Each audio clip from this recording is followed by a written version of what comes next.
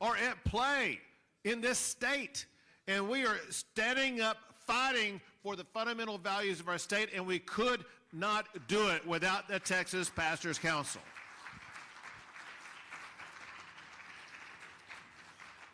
I want to visit with you today about the important role of making sure we get school choice passed this session.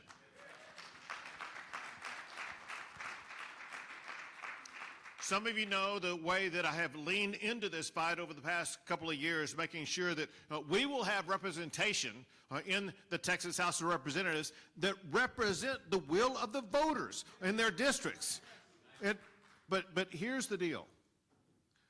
The members of the Texas House of Representatives, who, by the way, for the first time in the history of the state of Texas, heard in a Texas House committee a bill to consider school choice, those House members are being bombarded by the education monopolists, by the institutionalists, by the status quo, who don't want to let go, who do not want to give parents their rightful power to be able to choose the school that's best for their child.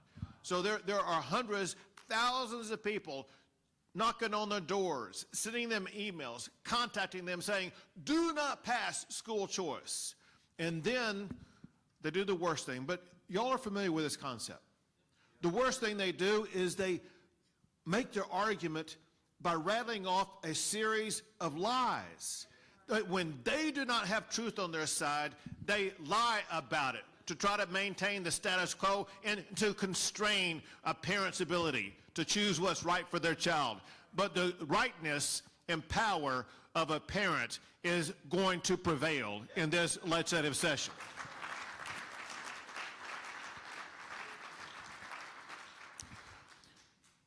You know, for all those who talk about, if you would, the history of education, y'all know the truth.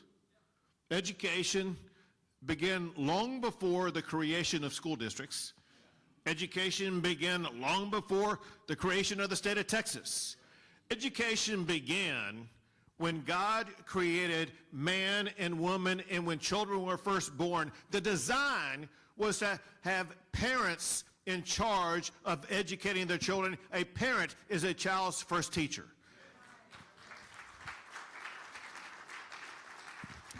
That design has never changed. Over the eons of the time that humans have been alive on this earth, it has not changed. Just because school districts now exist in the state of Texas, just because Texas now exists, does not change that design. Anything that's done that removes that design and tells parents, you got to step aside now because government is in charge of your kid, that is wrong. Because we know parents are in charge of their kids, not the government of the state of Texas.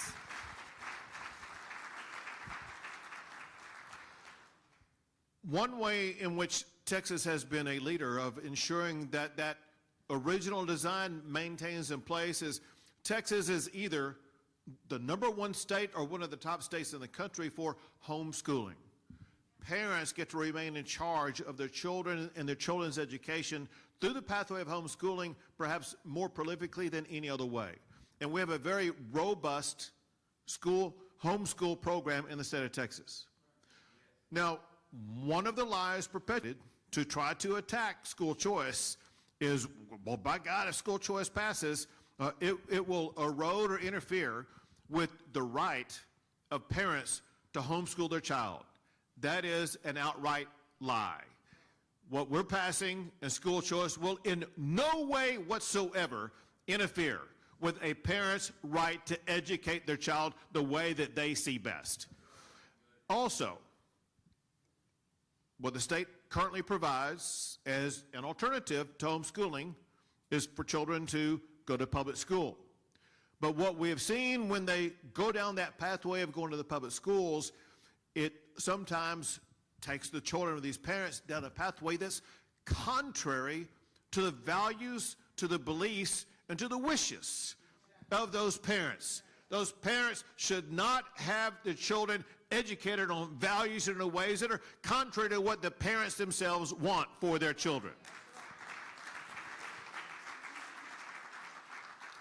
There's so many different reasons why a parent may think, you know what, my child is going to school, but this school is simply not right for my child.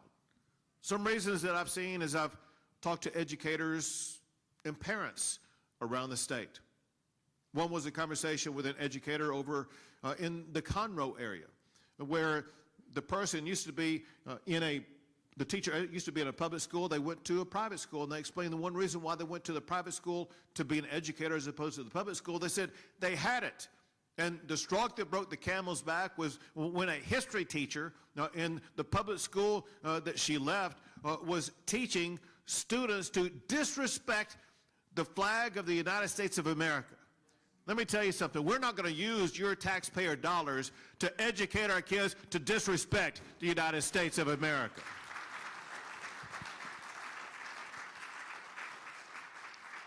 Another common example that we hear a lot as we crisscross the state.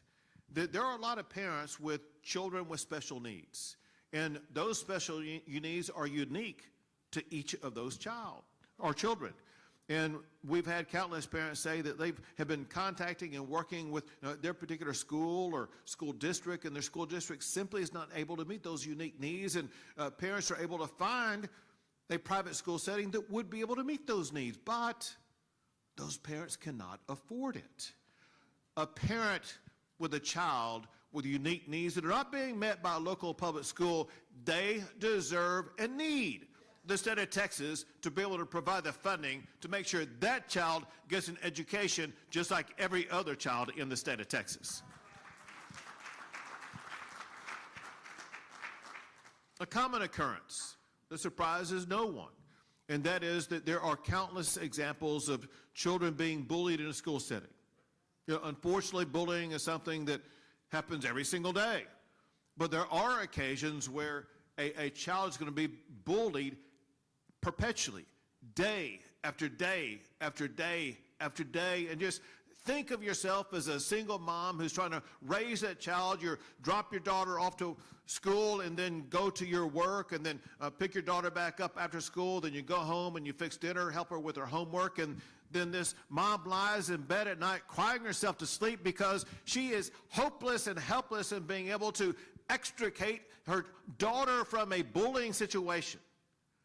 That parent deserved the right to move her daughter to a school where that daughter is not going to be bullied, and we are going to provide that right this session.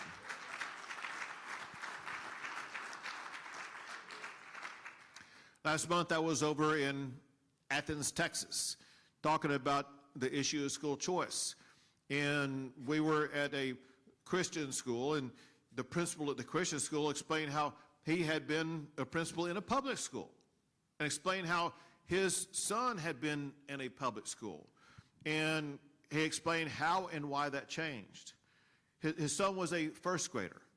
His son would come home from his public school and be rattling off 4-letter cuss words, one after another.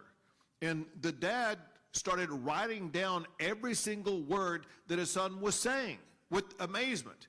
And then when his wife got home, he went over what was happening. A first grader, cussing like that. Learning it at school, certainly not learning it at home. And the parents made the decision at that time. They didn't have the resources to truly be able to fund a child going to private school. But they knew that it was not right to keep their son in that school being educated to say 4-letter cuss words. And so they made the commitment they were going to move their son to a school where the values that he was taught were not going to be cussing every single time, every single day.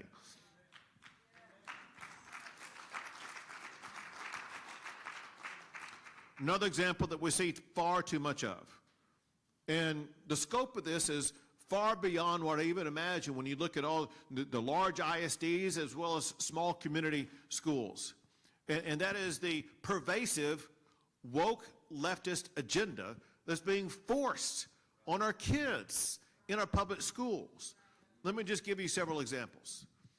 There was a videotape that was released by an administrator in the Irving Independent School District. And this is a videotape that is similar, that has been released about some other administrators in some other school districts across the state of Texas. The videotape was the administrator talking to a potential parent about how that school was working on ways and could provide ways in which they could circumvent the law that I signed last session saying no boys and girls sports in our schools in the state of Texas. You have administrators using your taxpayer dollars to circumvent Texas law, but also to impose this leftist ideology about boys and girls sports. That is just wrong. If you're a parent of a child who's being forced to have your daughter play in sports with boys, you should have a right to move your daughter to a different school in the state of Texas.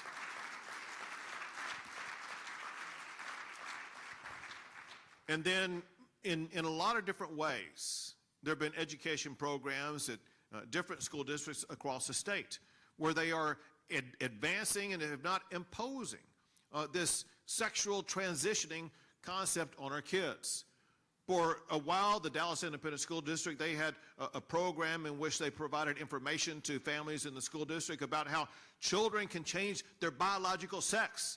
I heard similar programs are taking place up in the Panhandle as well as other regions in the state of Texas. There was this videotape some of you may have seen of a independent school district hearing in Bel Air, Texas, which is in Houston, Texas, basically, where in the Bel Air Independent School District, there was testimony about how a parent's daughter was going to school where the administrators in school were aiding and assisting this daughter's sexual transition by basically forcing her to use pronouns that were contrary to her biological sex. That's wrong for educators to be trying to advance and aid and support somebody's sexual transitions, but it's also wrong to act contrary to the wishes and desires of that daughter's parents. That daughter's parents deserve to move that daughter to a school of their choice. And then something that candidly I thought was just a byproduct of some of the chaos of COVID, but I learned that this is still a topic that's alive and well in small communities as well as large communities in the state of Texas. In some small rural sections and school districts in the state of Texas, they have at their schools what are called furries. Y'all know what this is? Kids in two rural school district settings, kids go to school dressed up as cats with litter boxes in their in their classrooms. This has become so prolific. Stan Gertis, the state representative in the state of Texas, is actually having to file a piece of legislation saying no furries in public schools in the state of Texas. But if you have a child in a public school, you have one expectation. Your child's going to be learning the fundamentals of education, reading and writing and math and science.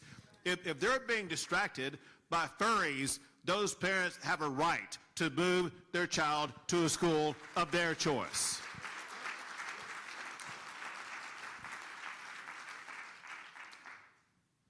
I'm not telling you anything other than what is just common sense. But common sense is very hard to deal with in this setting, in part because of what I told you earlier, and that is the mountain of lies that are being perpetuated against what school choice really does. But also those who are the leaders in the perpetuation of those lies, and those are million-dollar lobbyists who are roaming the Capitol halls trying to convince legislators every single day. And what we need the pastors to do is to be able to counteract the false influence by these million-dollar lobbyists. We have volume. We have voices in the Texas pastors. You have your unique voice of influence, that you can be extraordinarily persuasive. If you're sitting on the sideline listening to speeches but not getting off the sideline, going giving your own speeches, you're falling short of what your duty is here. You have a duty to make sure that we get this across the finish line, and that duty requires you to have active engagement, involvement with members of the Texas House of Representatives. Let me explain this, because I say Texas House of Representatives. Here's the deal. Every single time, every single session for the past 4 sessions, including this session, the Texas Senate passes school choice. There's no doubt they will. If you don't know what the numbers are in the Texas House, this is the first time ever in the history of the state of Texas where we have a majority of the members of the Texas House of Representatives who are come out in favor of school choice.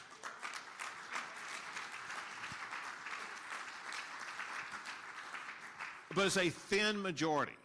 And what we know is those who are hostile to school choice, those who want to maintain the government monopoly over education, they are going to erode that majority. What we need the pastors to do is make sure that you're constantly contacting your member of the Texas House, other members of the Texas House, explaining to them the need, the necessity, the imperative of ensuring they remain solid in their commitment to passing school choice in the state of Texas. If you do not do that, you would be an accomplice to the possibility that a parent is not going to have the power to choose the school that's best for their child. So let me just close with this. This is such common sense. It should be easy to pass. But changing the status quo is an enormous challenge, and always is. As you know, I personally have dealt with enormous challenges. As a 26-year-old young man, I was out running one day when that big tree twice as high as the ceiling in this room crashed down on my back and crushed my vertebrae, leaving me paralyzed and never able to walk again. But I did not let that injury define my life. Instead, with God as my guide, I designed the future of my life by the way that I responded to those challenges.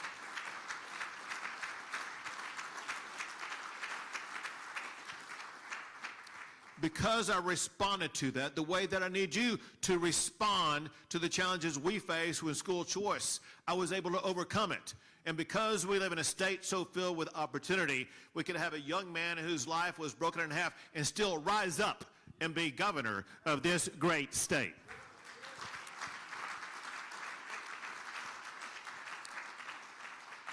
We need you, the pastors of the great state of Texas, to rise up and meet this challenge and ensure that we prevail for the parents of this state, so parents will truly remain the first and foremost educator of our children by choosing the school that's best for their child. God bless you all, and may God forever bless the great state of Texas.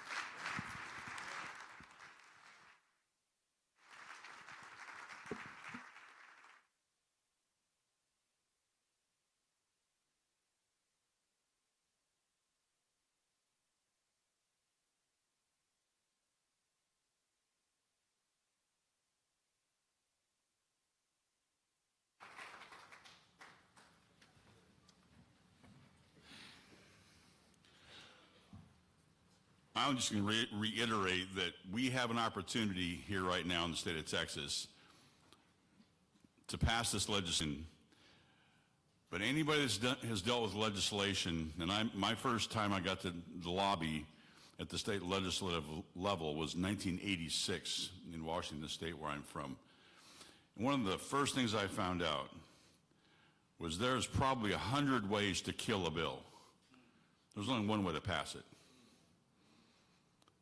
And just when you think everything's smooth sailing, somebody throws up a point of order, or it gets bogged up in a committee, or it misses a deadline, or a myriad of other things. So we cannot take this for granted.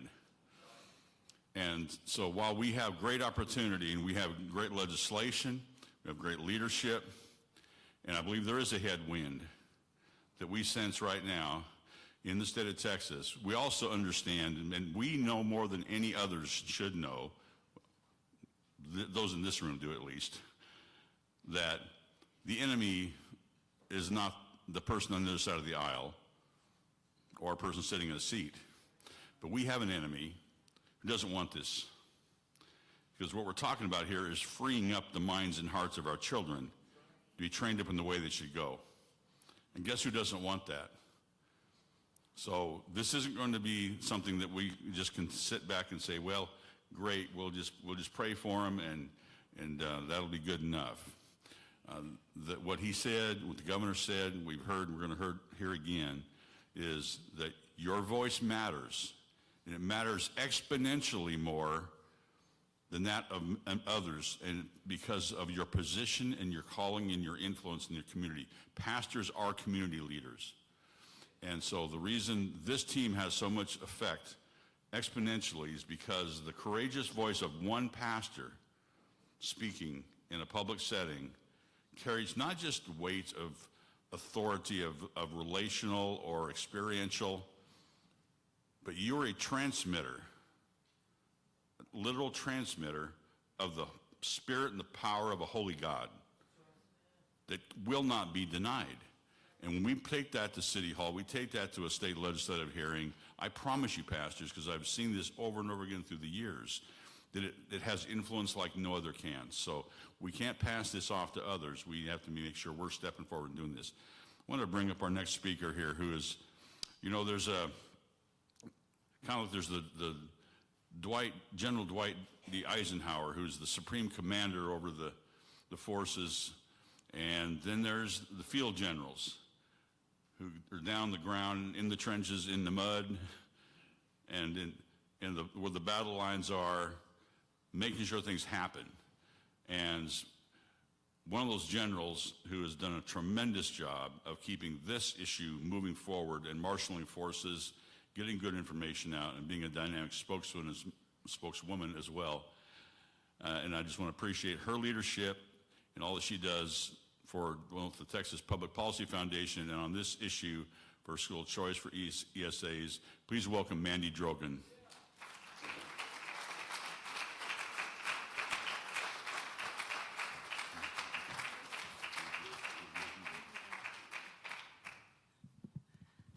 Hey y'all, my name is Mandy Drogan. I'm the campaign director of Next Generation Texas at the Texas Public Policy Foundation. That is a lot of words to say. I'm just a mom. I'm just a mom with 3 little kids. I have an 8-year-old, a 5-year-old, and a 3-year-old. And my job every day is to wake up and think about the future for my kids and for all of yours.